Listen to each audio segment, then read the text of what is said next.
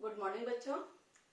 इसके पहले की वीडियो में वर्ण विचार के तहत हम लोग ध्वनि, वर्ण, वर्णमाला, स्वर और स्वर के भेद के बारे में जाने थे। आज के वीडियो में हम लोग व्यंजन और व्यंजन के भेद के बारे में जानेंगे। सबसे पहले व्यंजन। व्यंजन क्या है या व्यंजन किसे कहते हैं? तो व्यंजन वर्ण वे वर्ण हैं जिनके उच्चारण में हमें स्वर वर्णों की मदद लेनी पड़ती है, अर्थात बिना स्वर वर्णों की मदद के हम व्यंजन का उच्चारण नहीं कर सकते। जैसे हमने बोला क, अब हम क को बिना अ के नहीं बोल सकते। क में हमारा अ जो है वो जुड़ा हुआ है। का में हमारा आ जुड़ा हुआ है, इसको अलग करके हम नहीं बोल सकते। तो इस तरह से व्यंजन वर्ण वे वर्ण हैं जिनके उच्चारण में हमें स्वर वर्णों की मदद लेनी पड़ती है। व्यंजन के भेद। व्यंजन के कुल 6 भेद हैं। पहला स्पर्श व्यंजन। बच्चों, स्पर्श का मतलब होता है छूना। मीन्स जिन व्यंजनों के उच्चारण में हमारा जीभ या हमारा होठ कहीं न कहीं स्पर्श करता है, टच करता है, उसे स्पर्श व्यंजन कहते हैं। ये 5 वर्गों में बटे हुए हैं। पहला क वर्ग, क ख ग घ अंग्य। 5 पांचों वर्ग में 5-5 अक्षर हैं। क वर्ग, क ख ग घ अंग्य। अब क वर्ग का जब हम उच्चारण करते हैं तो इस क ख ग घ अंग्य जो आवाज आती है वह लगता है कि कंठ से आ रही है। तो ये कहाँ पे तो वो स्पर्श कर रहा है? कंठ में स्पर्श हो रहा है। दूसरा च वर्ग, च छ ज झ इय। आप बोल के देखिए, च छ ज झ इय। तालु को, जीभ जो है वो तालु को छूती है। ट वर्ग, ट ठ ड ढ ड़। मूर्धा। मूर्धा किसको बोलते हैं? हमारा दांत जो ऊपर जिसमें जकड़ा हुआ मसूड़े में, उसके भाग, थोड़े से पीछे भाग को मूर्धा बोलते हैं। तो ट वर्ग के उच्चारण में हमारी जो जीभ है वो मूर्धा को स्पर्श करती है। बोल के देखिए, ट। हमारी जो जीभ है वो तालू से थोड़ा आगे और मसूड़े से थोड़ा पीछे जाकर के ट ठ ड ढ ड़ के उच्चारण में स्पर्श करेगी। त वर्ग, त दांत को, त थ द ध न। जब इसको आप बोलेंगे तो हमारी जीभ बार बार दांत को छुएगी, नीचे आएगी, छुएगी, नीचे आएगी। और प वर्ग, प फ ब भ म। होठ बार बार हमारा एक दूसरे से टच होगा, अलग होगा, टच होगा, अलग होगा। तो इसलिए इसे स्पर्श व्यंजन बोलते हैं, क्योंकि कहीं न कहीं कोई न कोई हमारे मुंह का पार्ट एक दूसरे से टच करता है। दूसरा है अंतस्थ व्यंजन। अंतस्थ का मतलब होता है अंदर से, मतलब जिन व्यंजनों के उच्चारण में आवाज ऐसा लगता है कि हमारे अंदर से बाहर आती है। य, र, ल, व। आप हाथ रख के देखेंगे, यहाँ पे लगेगा कि कंठ के नीचे यहां से वो आवाज निकल करके बाहर आ रही है। इनकी संख्या 4 है। उष्म व्यंजन। उष्म का मतलब होता है उष्मा, भाप या गर्म हवा। जिन व्यंजनों के उच्चारण में हमारे मुंह से गर्म हवा बाहर आती है उसे उष्म व्यंजन कहते हैं। वो क्या है? 4 है। श, मूर्धन्य स, दंत स और ह।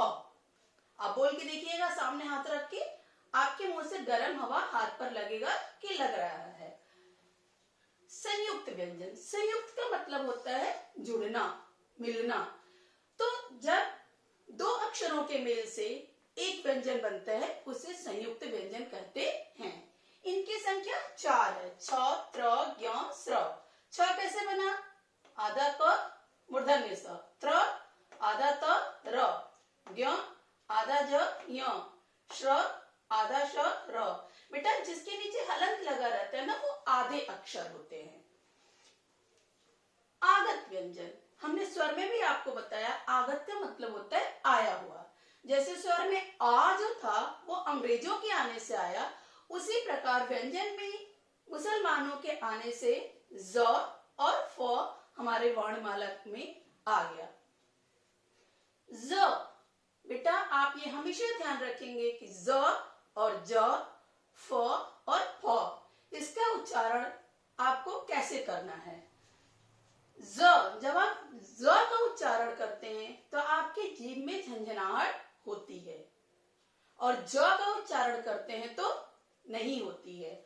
उसी तरह फ, जब आप फ का उच्चारण करेंगे तो आपके मुंह से हवा बाहर आएगी, होठ एक दूसरे से लगेगा कि रगड़ रहे हैं, लेकिन जब आप फ बोलेंगे तो सीधा आपका होठ एक दूसरे को टच करके अलग हो जाएगा।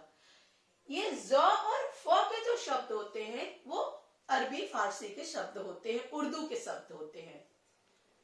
अंतिम व्यंजन के भेद है उच्छिष्ट व्यंजन। उच्छिष्ट व्यंजन जो है वो ट वर्ग के ड और ढ से ही बना है। ड से ड़ और ढ से ढ़। यहाँ पर बच्चों एक बात ध्यान देने की है कि ये वाले ड़ और ढ से किसी भी शब्द की शुरुआत नहीं होती है, ये हमेशा बीच में आते हैं। जैसे ड़, लड़ाई, लड़का, लड़की, सड़क आदि। ढ़, चढ़ाई, पढ़ाई, पढ़ना आदि। अब बच्चों जिस तरह हमने स्वर में बताया था कि नई पुस्तकों में स्वर के भेद कुछ अलग तरह से देखने को मिलते हैं, उसी प्रकार से व्यंजन में भी हमें व्यंजन के भेद कुछ अलग तरह से नई पुस्तकों में देखने को मिलता है। कैसे? कुछ इस प्रकार से। व्यंजन के भेद नंबर 2। नंबर 1 परंपरागत व्यंजन।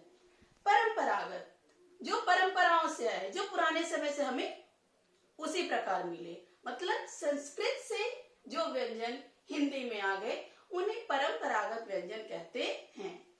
इनकी संख्या 33 है, क से लेकर ह तक। दूसरा है नव विकसित व्यंजन। नव का मतलब नया और विकसित मतलब विकास हुआ, मतलब जिनका विकास बाद में हुआ, जो नए व्यंजन है वो नव विकसित व्यंजन हैं। उनकी संख्या 2 है, ड़ और ढ़। आगत व्यंजन वही जो मुसलमानों के प्रभाव से है, ज और फ। इस व्यंजन के भेद में संयुक्त व्यंजन को स्थान नहीं दिया गया है। जो 4 संयुक्त व्यंजन है, छ, त्र, ज्ञ, श्र, उनको स्थान नहीं दिया गया है। तो हमारे व्यंजनों की संख्या कितनी हुई? व्यंजन के भेद नंबर 1 के हिसाब से 25 स्पर्श व्यंजन, 4 अंतस्थ व्यंजन, 4 ऊष्म व्यंजन, 4 संयुक्त व्यंजन, 2 आगत व्यंजन, 2 उच्छिष्ट व्यंजन, कुल मिलाकर 41 या 41।